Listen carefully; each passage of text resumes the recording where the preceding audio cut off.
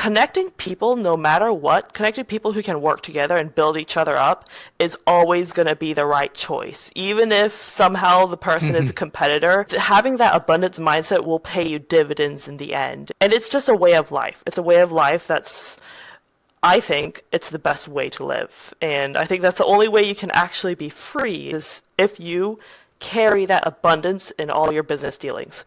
You are putting the effort in, but you're not getting the results. Yeah. That's a big one. That's a huge one.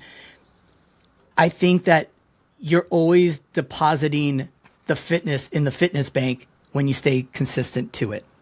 And I think some years it's gonna pay off more so than others. But when you look at it over a decade, 2 decades, 3 decades, like you put in the work, and then it's such a habit that you'll never break it. You just won't. The reason why you won't break it is because you'll feel like shit if you do. So true. Honestly, I would have not been able to believe that I would have reached this level. If you told me like 4 years ago at Amazon that I would at least be financially independent, like my income from those rentals, it covers my basic necessities. Like work is optional for me, and I never would have dreamed that would happen in a short time. And some people can amass 100+ units in a few years, but then again, some people don't even start in real estate. I'm Stephen Husted, and you're listening to the Breakthrough Podcast, a space designed for clarity, curiosity, and the stories that move us. Here, we step away from the noise and into the moments that define us, the early influences, the hidden struggles, and the breakthroughs that reshape our lives.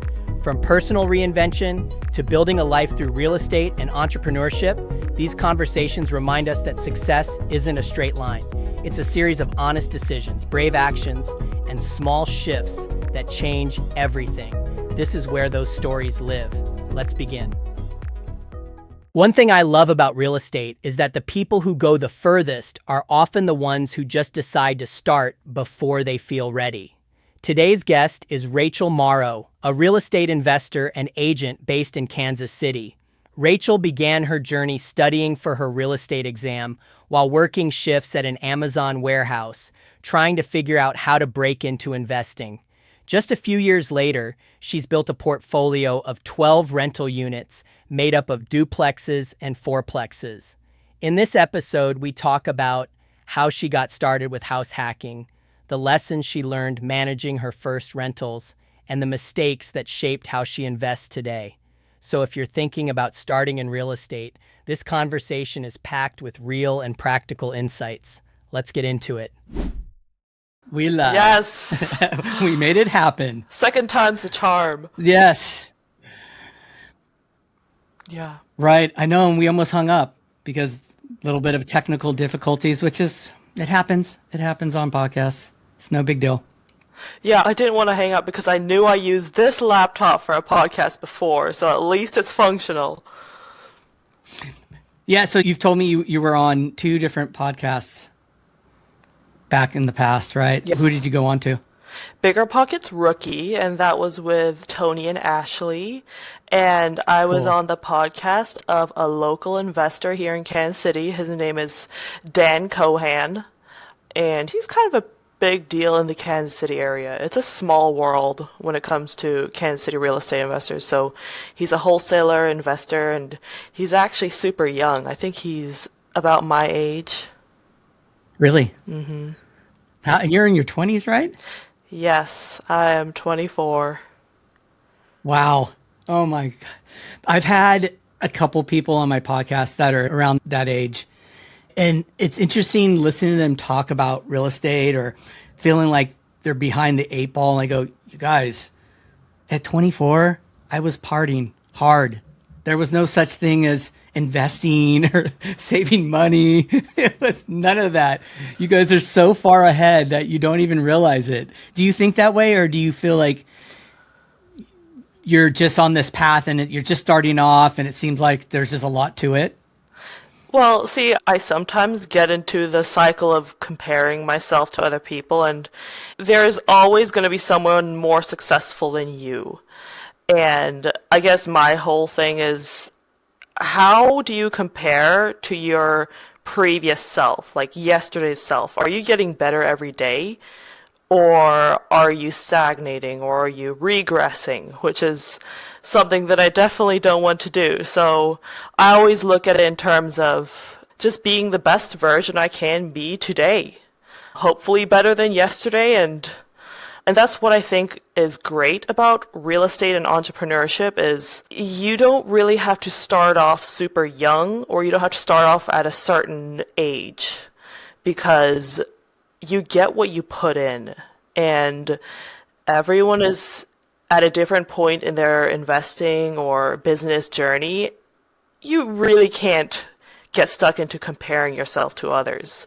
So, yeah, that's kind of my mindset when it comes to age and investing.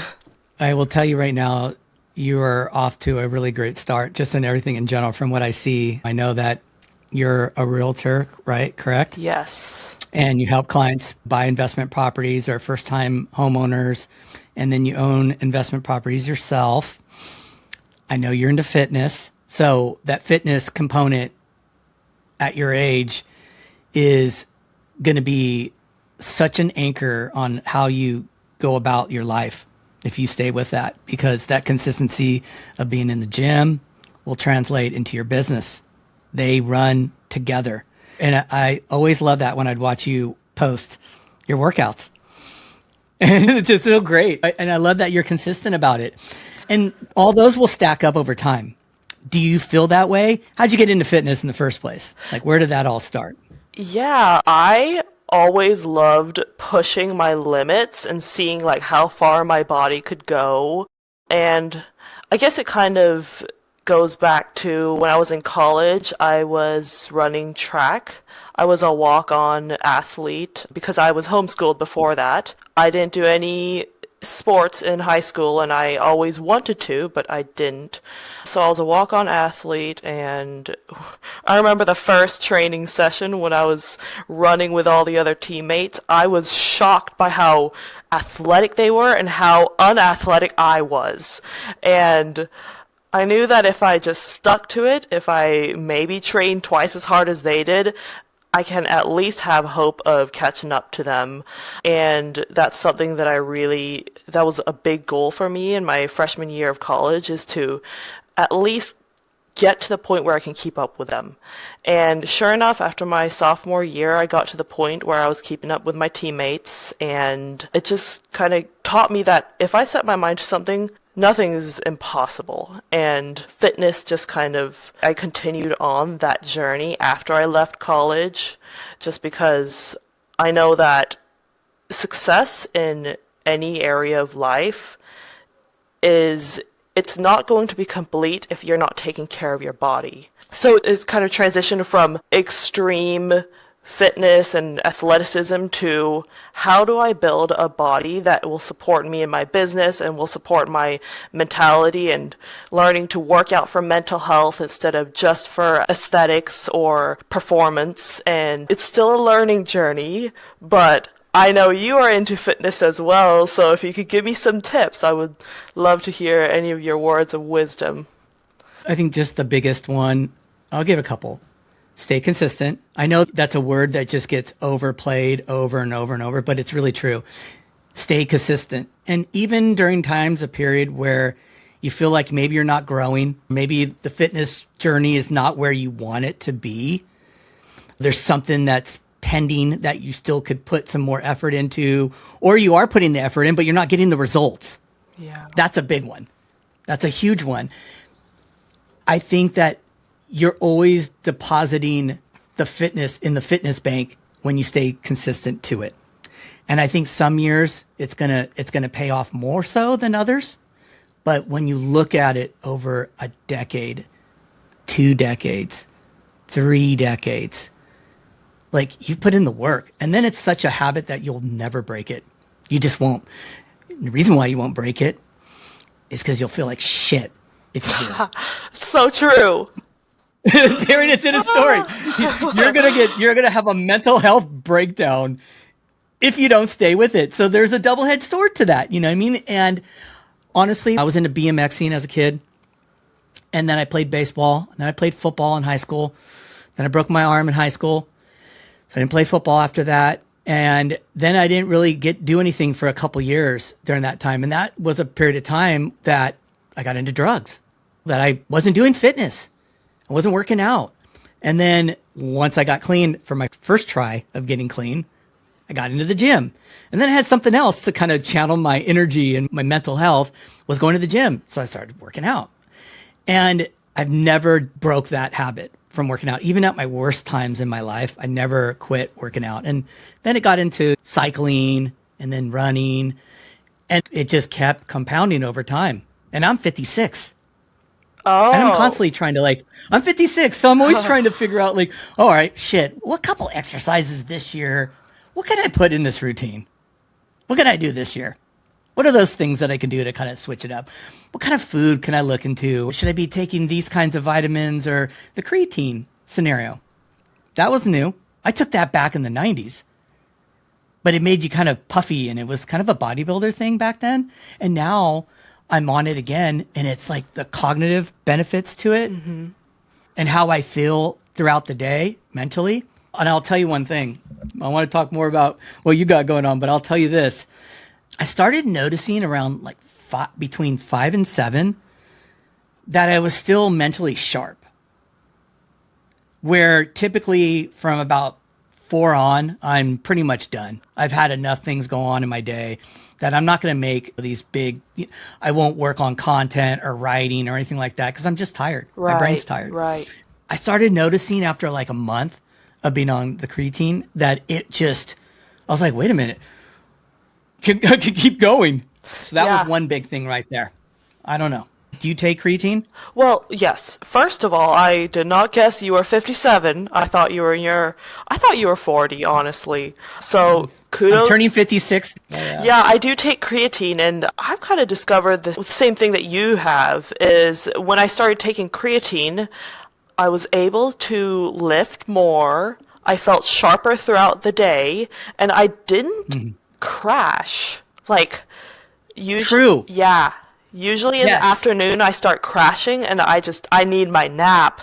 But I started taking creatine and I didn't need that anymore. This is not an ad for creatine, by the way. I know, but here's the thing.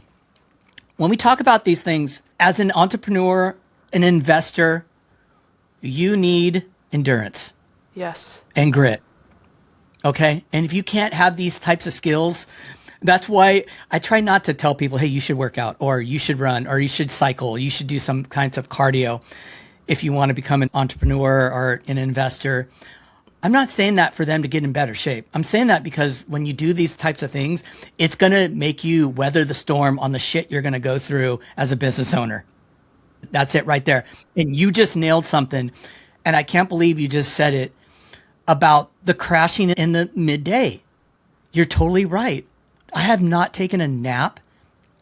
And I usually take these little 5-minute power naps. I haven't taken one in forever now since I've taken it. Right. You just jogged my memory. I was like, shit, that is true. Oh my gosh. That's so crazy. That is one of the biggest things that I've noticed because I would always need a little nap. And it's because I usually wake up super early and I used to always need my nap. But now I can't. I don't feel the need to fall asleep. And I like what you said, that when you talk to entrepreneurs, you're not going to tell them to work out, but that grit that you get with when you do what you say you're going to do, you do what you promise yourself that you're going to do. Keep those promises to yourself. It just naturally builds that confidence. You can't manufacture that confidence. You have to build it by your daily habits. Yeah. And there's really not a more straightforward way to do it than to just start working out and staying consistent at something like that. Yeah. I like to talk about it. I want to talk about it, but then I talk about it here and there, but I just feel like it's such a foundational thing for me in my business. I mean, this morning, before every podcast that I do, I run a 5K. I have to. Oh, wow. I have to run a 5K. And that's not that far, all things considered. But you know what it's doing for me? It calms me down and it gets me in the zone to be present for my guest that's going to come on the podcast. And so that because I know for me, I'm a wound up bunny, anxiety, all those good stuff. And I'm not going to let those little things stop me from being the best I can. So I'll put in these like natural medicines in my body, in my brain, and then I can get on here and be present with you and get to hear your story and channel this out. I so appreciate that. Thank you for doing that and for doing that to be present for us and your viewers. Because a 5K is no joke. I am not the biggest runner, I will say. I usually run a mile a day. If I'm being good for a whole week, I'll run a mile a day. But a 5K, I don't remember the last time I ran. Well, I guess the last time I actually ran a 5K was when I officially ran the 5K. But 3 miles it's pretty good. Thank you. Yeah. Thank you. Man. So let's jump into some real estate stuff here. Yes. Let's get into it. I forgot. How did I meet you? I think On Instagram? so. Do you know Steven Fernando? Yes. I think he got us connected. And then we went down that rabbit hole during COVID time period, I would say. Yes. And were you just getting your license?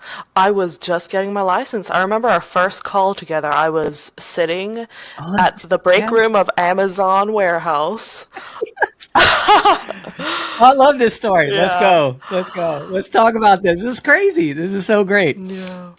Tell the story. So- Tell them what you were doing. I got a call from you, and you mentioned my friend Steven Fernando because I met him because I was calling every listing agent that had a multifamily property on Zillow.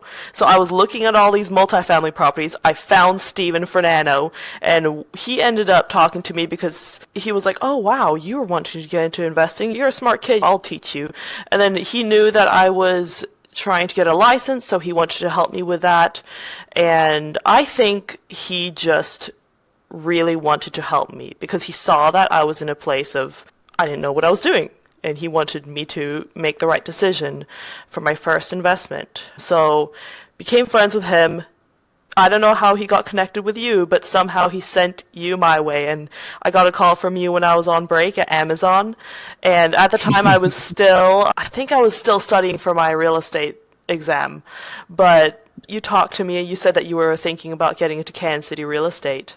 He connected us because he saw that we were both motivated and we were trying to start investing in Kansas City. And that's the thing I love about Steven. He has an abundance mindset. He knew that I was going to be an agent, but he wasn't like, "Oh, my client is going to call this lady and he's going to end up working with her." That's not how he thinks. He wanted us to get connected so we can learn from each other. And that's something that I really try to bring in my business is connecting people no matter what. Connecting people who can work together and build each other up is always going to be the right choice. Even if somehow the person is a competitor, having that abundance mindset will pay you dividends in the end. It is, and it's just a way of life. It's a way of life that's, I think it's the best way to live. And I think that's the only way you can actually be free is if you carry that abundance in all your business dealings.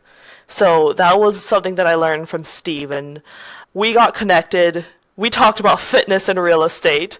I remember you were talking about your long bike rides, and I was so impressed because I liked running, but I only did like short sprints every now and then, and that kind of got me thinking maybe I should get into more endurance training. But yeah, wow, that was what, 4 years ago?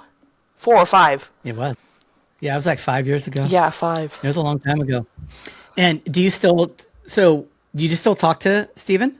Yes, I do. Every now and then. So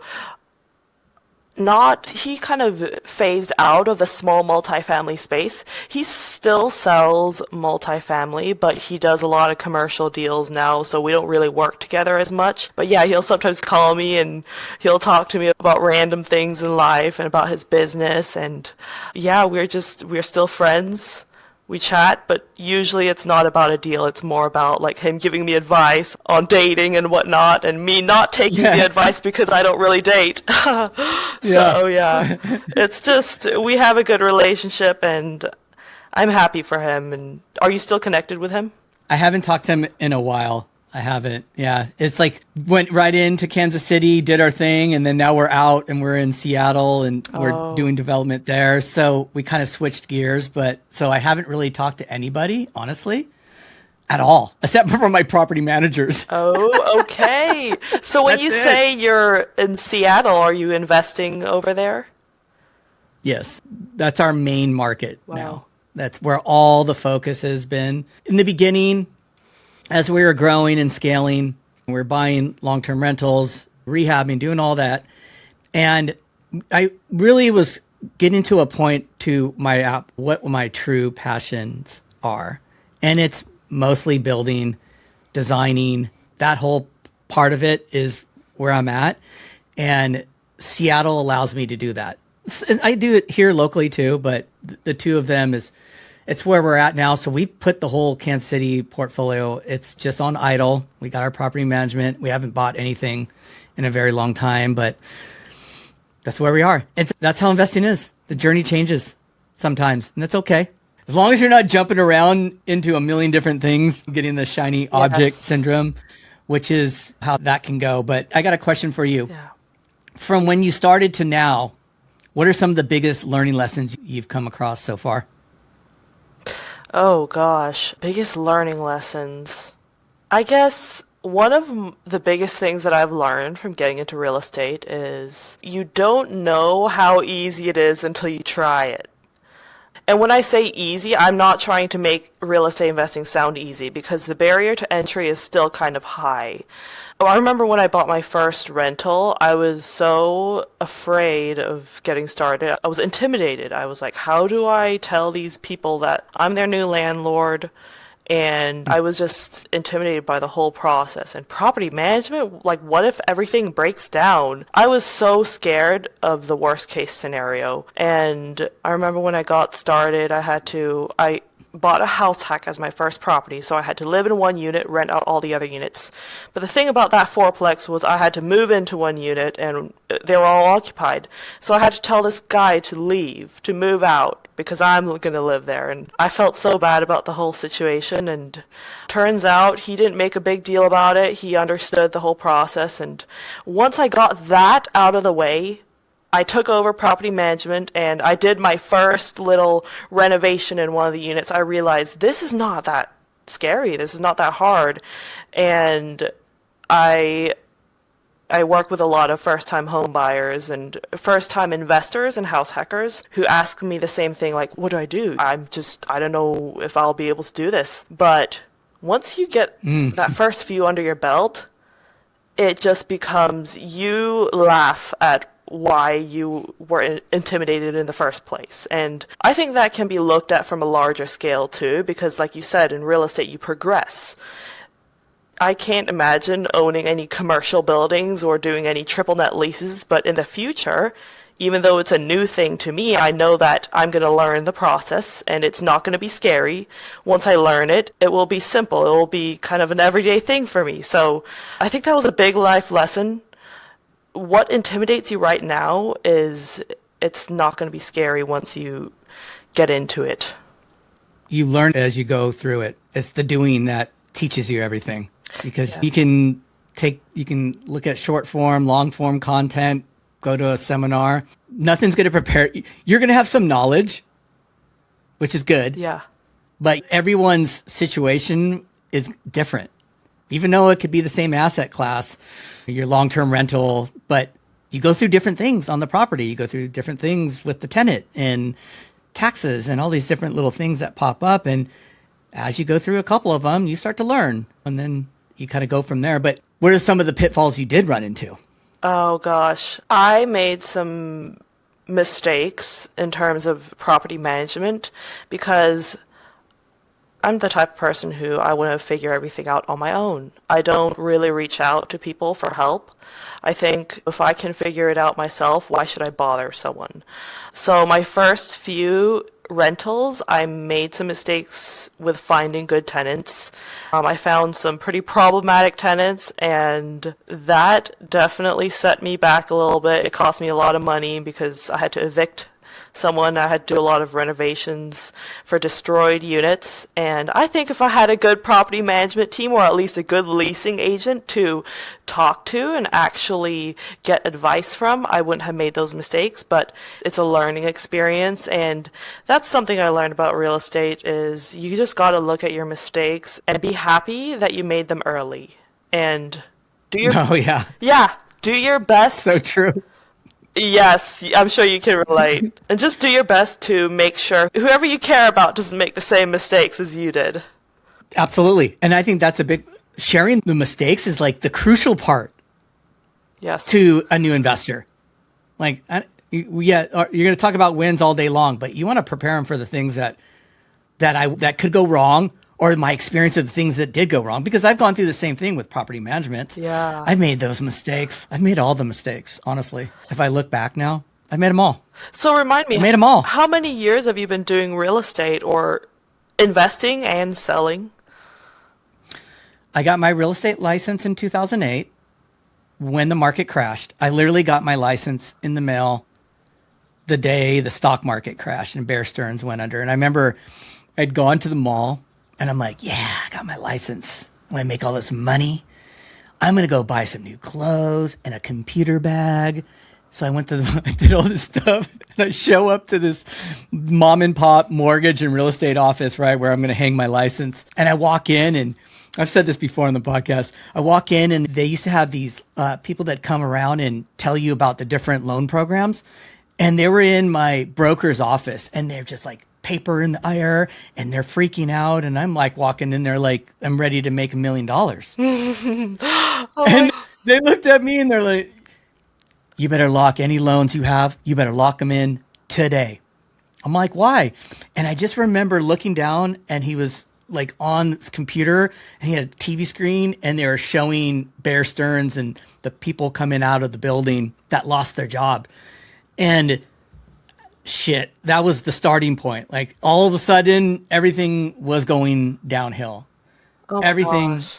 was it was the craziest market to get your real estate license in, but one of the best too, because it was so hard.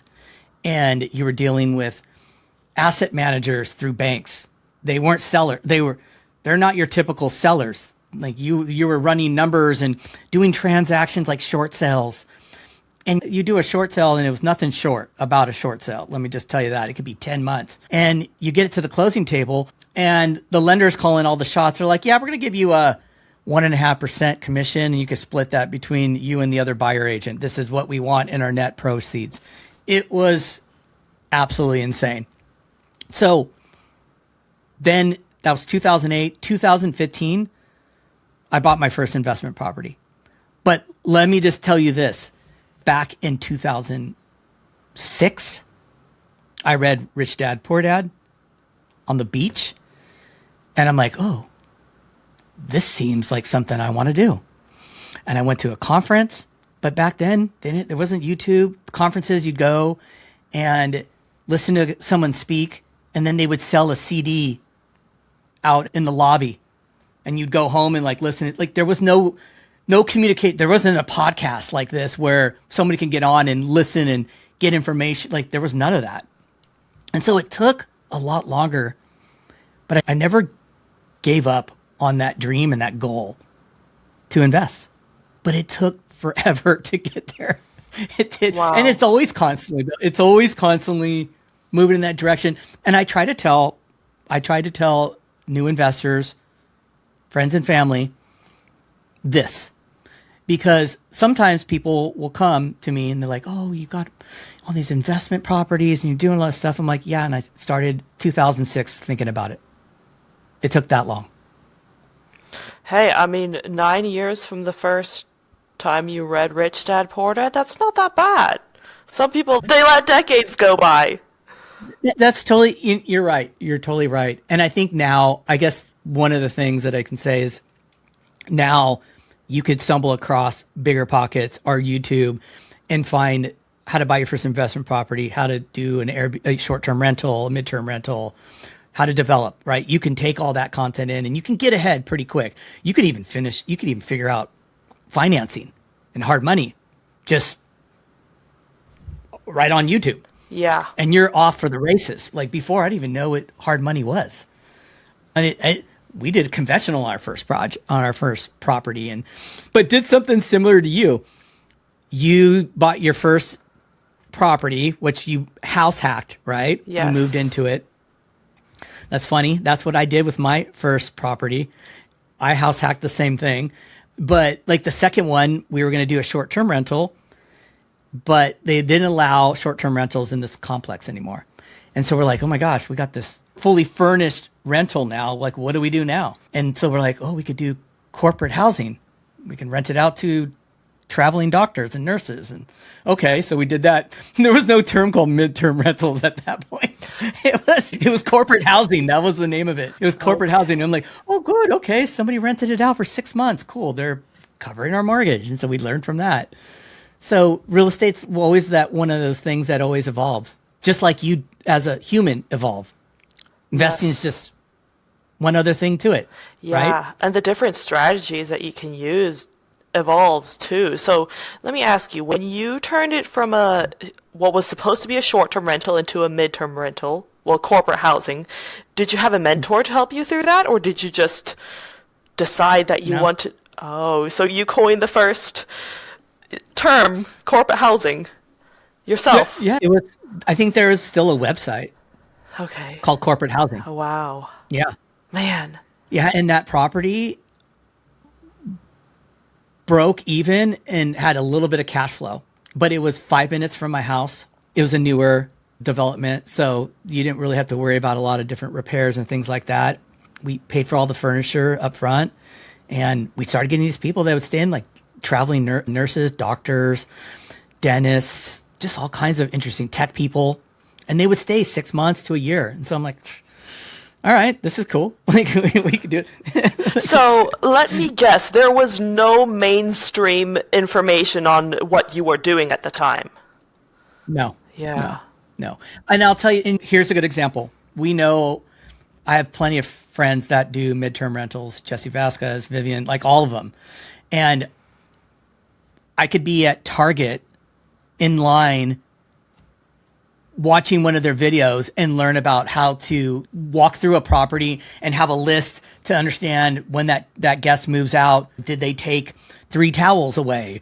What's missing in as far as like utensils? I didn't know any of that.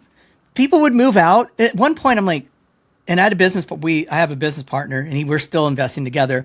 But I'd call him. I'm like, Bill, dude, we got like 20 cutting boards now. Like, what are these people doing? Or there'd be things like all these leftover items, but then we would have things missing. So we're constant. So then we like, oh, well, you know what we need? We need an inventory list.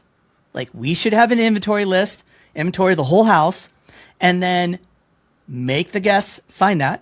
Like, hey, this is the inventory list. Here's what's here. So when you move out, if you took all the towels and you took this, that, the other, like then we have to talk about that. So there's all these constant things that we had to learn about, but we didn't have Airbnb. Really? We weren't using Airbnb. Yeah, we the weren't using website. Airbnb for it. We used corporate housing website. Yeah. Cause I don't think they were doing long-term, like midterm rentals from what I remember. We couldn't even put it on their website because if we did put it on, the HOA would call us. We'd get in trouble. We'd get a fine. Oh gosh.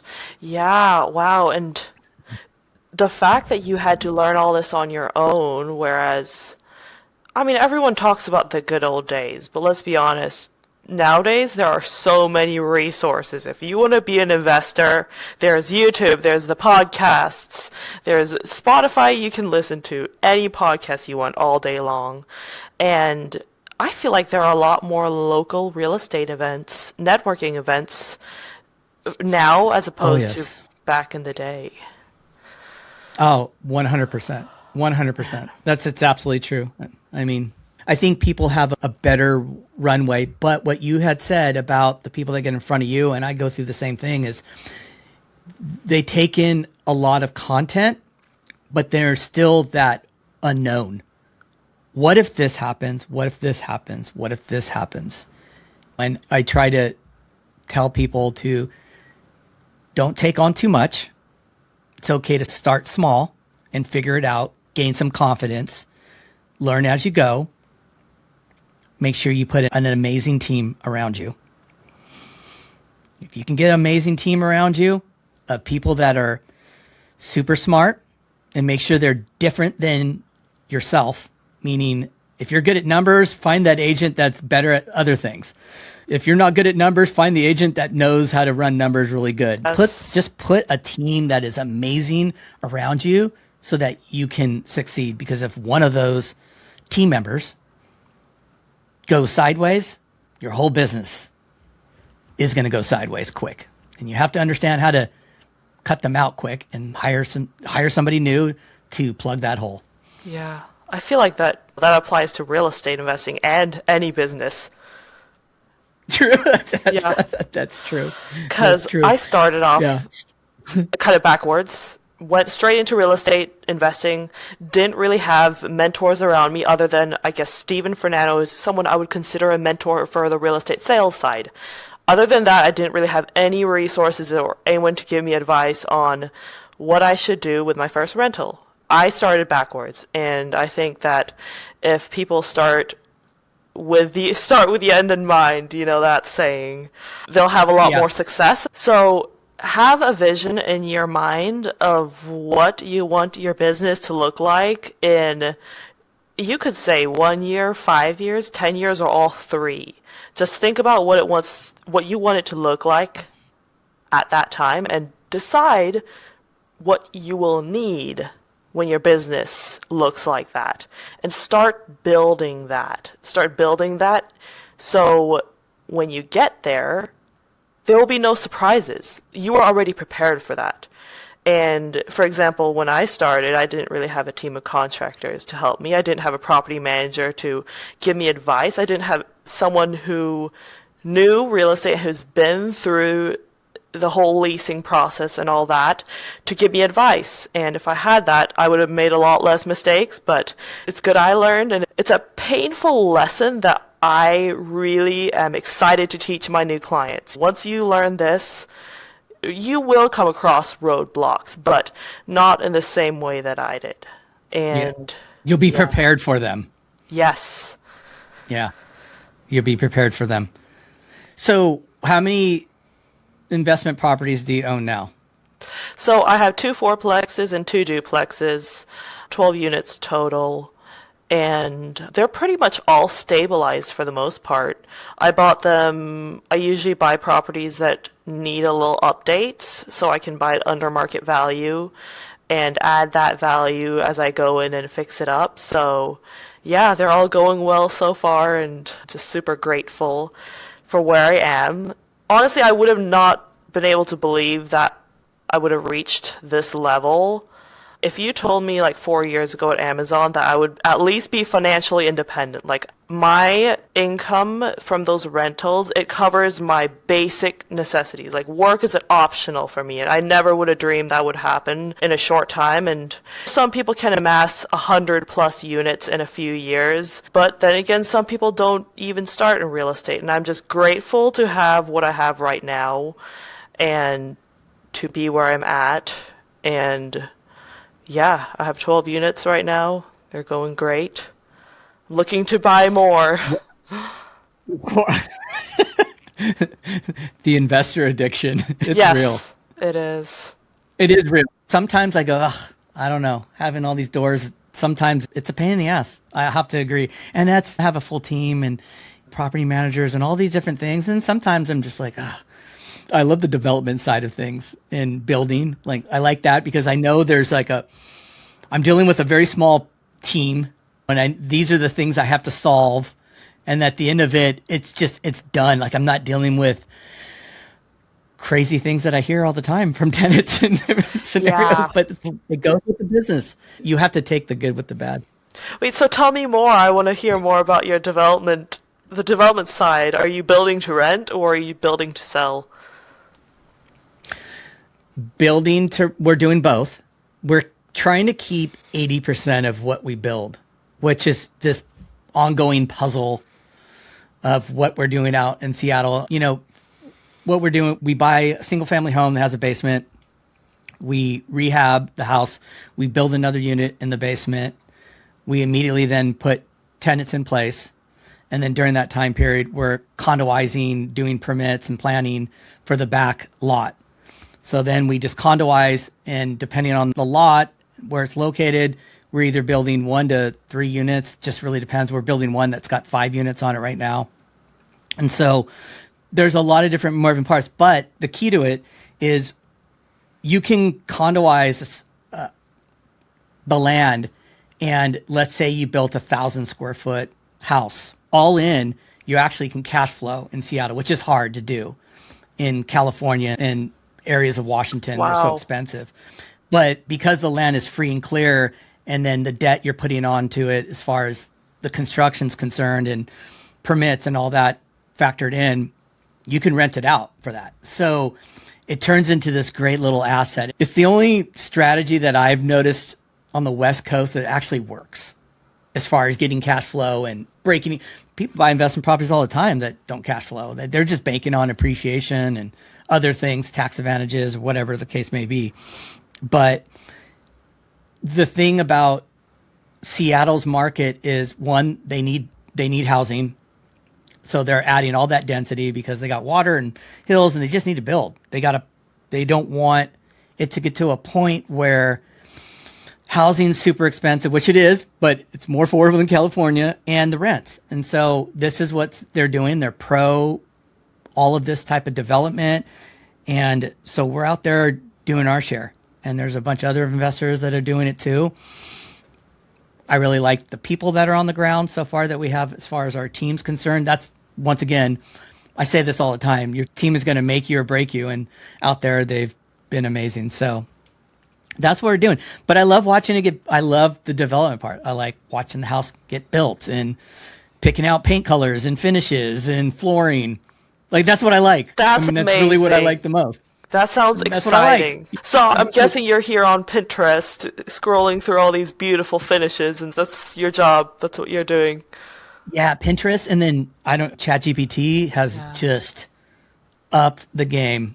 I'll take photos from our projects, upload them into chat, and say, hey, I need landscaping. I want native plants. I want a pathway this way with pavers, this, that. Oh, here's the colors I want for the exterior of the house. Here's the brand. Here's the SKU numbers, and then does it. And I'm like, cool. Wow. I could give it to my contractor, or I talk to my designer, and that tool has just changed the game in so many ways. So smart. Or just tile layouts for the bathrooms. Mm-hmm. Yeah. Have you used it at all in any projects? I use ChatGPT to come up with the number breakdowns for my clients. Yeah. I actually learned it from a fellow real estate investor and agent. He showed me how he plugs in the numbers, and then it spits out a whole number breakdown for your clients. So they think you're a genius, but it's like, well, ChatGPT is pretty smart. Yeah. So wow. That's so cool that you bring this up. I'm so glad you brought this part up, because this is another part of the puzzle for a new investor is ChatGPT. And I'm going to talk about it over and over, especially because I mentor new investors, and I've told them, like, I don't know how to analyze a deal. I'm like, I got a GPT for you. All you got to do is put the address in, tell Chat the purchase price, how much you're going to put in rehab, and let it go to town. It's going to create a pro forma right there for you. I've even got it to that. These are the tools, and you just brought that up, that you can share that with your client, but they also can do the same thing. And they're now smart investors just by using ChatGPT. It's amazing. Like, it's a miracle. It really is. Really is. When you started using ChatGPT to analyze deals, were you fact checking it in the very beginning too? Hey, wow, this spit it out so quick, gave me all these different data points, like better than I could ever do. Did you then go like, shit, is this correct? Do I need to call? Yeah, I went through that too. I looked at the math, and I just did the math on my calculator and whatnot, and everything just panned out. It's amazing. People talk about how ChatGPT can lead you to not use your brain, or you rely on it too much. Well, if you're asking it like 1 + 1 or 2 + 2, maybe, but it's such a great way to find information fast. to find necessary information fast. And I would argue that you can get smarter by learning all this information super fast. But of course, you have to think critically and think independently. It's not like you're going to completely rely on ChatGPT. Yeah. It's such a great tool. Like anything, tools can be abused, but I think it's very useful for investors and business owners. I think it's one big part of a new investor that's going to start that journey would be building the team, using ChatGPT. Yeah, you could learn, like, have a website for like Rent-A-Meter to analyze rents and things like that. But even ChatGPT is crushing that at this point. So I really don't know what more types of things you really need. Yeah. Yeah. That's Like so all crazy. these paid subscription services that you can use to analyze deals, like you really don't need it at this point. Also, another quick tip I have, Rent-A-Meter. I usually call it Rentometer, but Zillow Price My Rental does a great job at showing you listings in the area. Sure, it doesn't show you all the information that Rentometer has, but I use Zillow Price My Rentals to figure out, okay, what are things going for in the area. They even have what properties leased for, so they have pretty much all the information you need. Yes, that's actually my 3 sites. Honestly, now it's like Zillow, Rent-A-Meter, and ChatGPT. Yes. That's You it. already And I know. just bounce between the 3 of them. Yeah. Just like, Wow. That's so cool. I did not know that you were finding a market like Seattle. I did not know that you're making that cash flow. And would you say that the all-in cost for these renovations or new builds, would you say that the all-in cost is lower than a comparable on the market deal? yeah. Wow. Yes. Okay, that's Yeah. awesome. Yeah, it's a big deal out there right now. And there's probably like a 10-year runway. And it's going to spread, like California's big on ADUs. You can condoize here in California now as well. It's going to spread out to all the different states at some point. It's already Texas. But I mean, a good example, we're all in on one for $400K. That's everything. Permits, you name it, all in. And we're refinancing as we speak. And PITI, all out the door. I think it was at $2,900. And we can rent out this new house for 35 to 37 in that range. Wow. Yeah, yeah. And this lot was 12,000. The lot's 12,000 and 110 wide. And then the single family sits really close to the street. So it's all this lot to the left. And then where we just built this unit, it's in the very right corner because the right corner of the lot was where the garage was. And so we worked off the footprint of the garage. And so then they passed all these new laws, these different laws in Seattle of what you could highest and best and density and all this stuff. So then we went back to our architect and said, well, what can we do now? And they're like, and they came back and it's 1, 2, 3, 4 more units. 4 more. And they're 3 stories. And they just packing in the density. But it fits. It's got a little outdoor space, and there's a park that backs up to this particular project that we're going to have gates, and you can go out to the park. The only downside to it, honestly, is it's at the dead end of a street.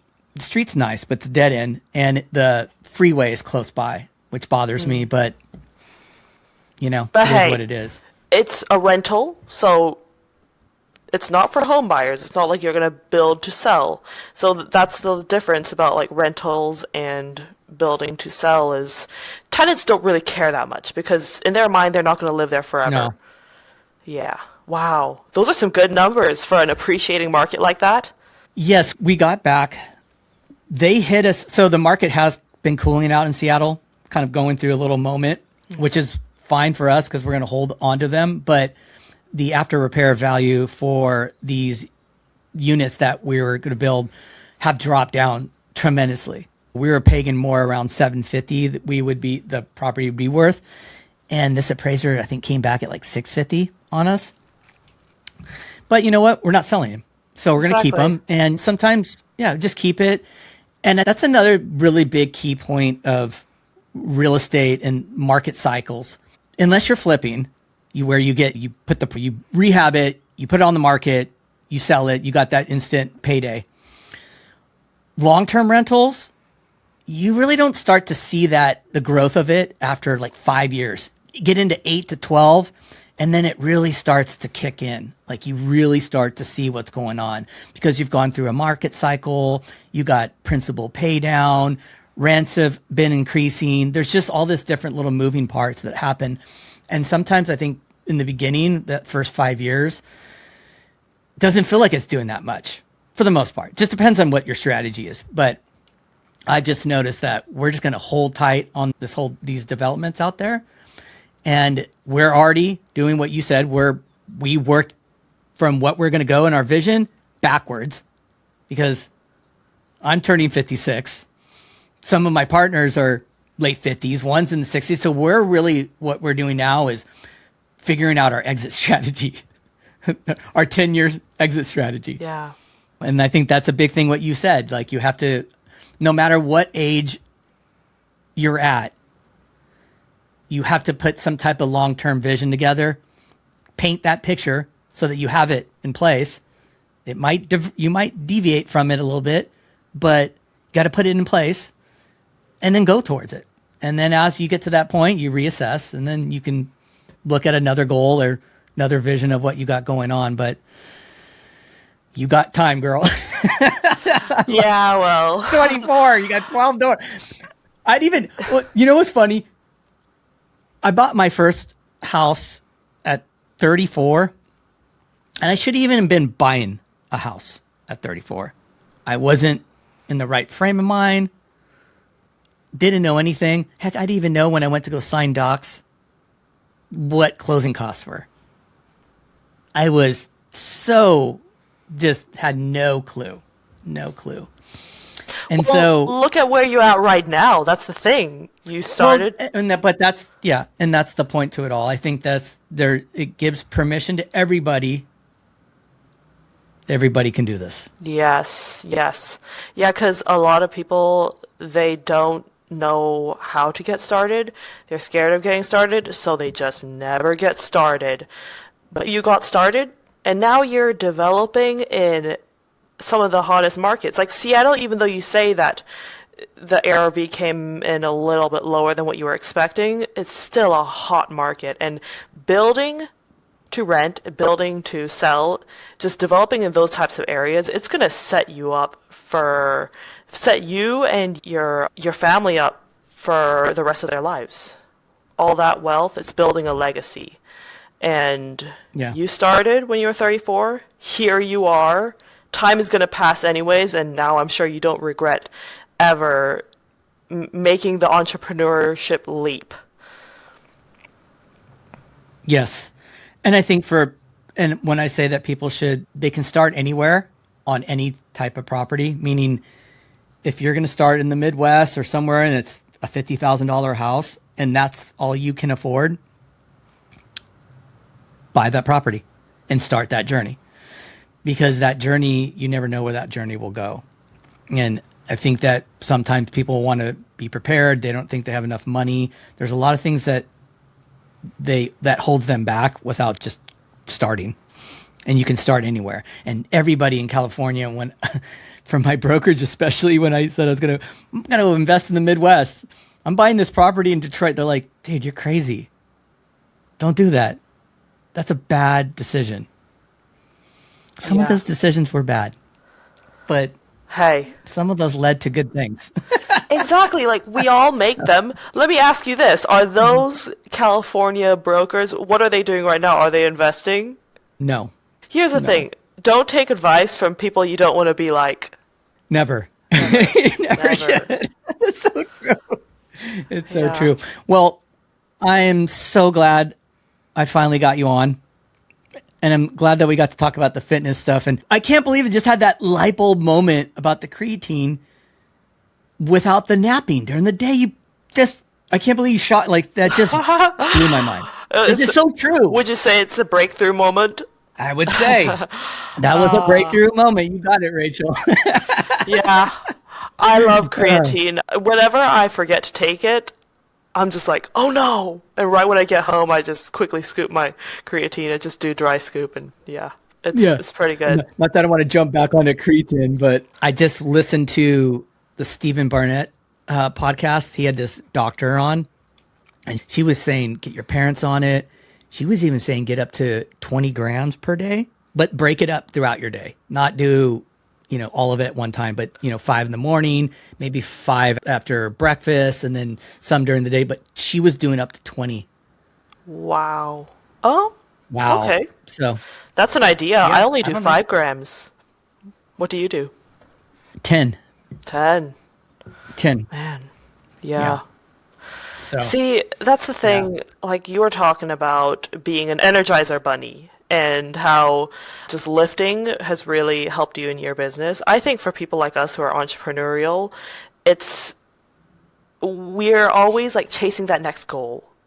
We're chasing that next thing. It could be, I find that sometimes I feel like I'm chasing a high. And when it comes to lifting and working out, I feel like that is such a good way to channel that energy because sometimes we can have more energy than we can handle. And yeah, just keeping fitness in your routine is so important, especially for entrepreneurial people like us. love it. Love it. Love it. Thank you so much for joining on. I'm glad that you pushed my assistant to no, give it one more try so that we can get on this podcast. So I really appreciated that you did that. I wanted to get you on no matter what. And I know the last time we had issues and this time we did, but I'm really glad that it finally all worked out and that I got to spend some time with you and chat. Wow, really that cool. hour just flew by. That was so much fun. I know. Yeah, it was so good. It's good. Well, Rachel, keep rocking it. Keep going on your journey. Keep doing what you're doing, okay? You too, Steven. I'm going to be looking at your posts, your motivational posts on Instagram, and it's going to just make me want to go harder even more. So keep up what you're doing. Good. Thank you. I'll do it. All right. Have a great day. Talk to you later. You too. Thank you for tuning into our show, where we hope you found inspiration and gained valuable insights. If you enjoyed this conversation and want to stay updated on our latest episodes, be sure to subscribe to our podcast and share it with others who might benefit from it. We appreciate your support and look forward to bringing you more candid conversations and breakthrough moments in the future. Until next time, take care and keep exploring new ideas and strategies.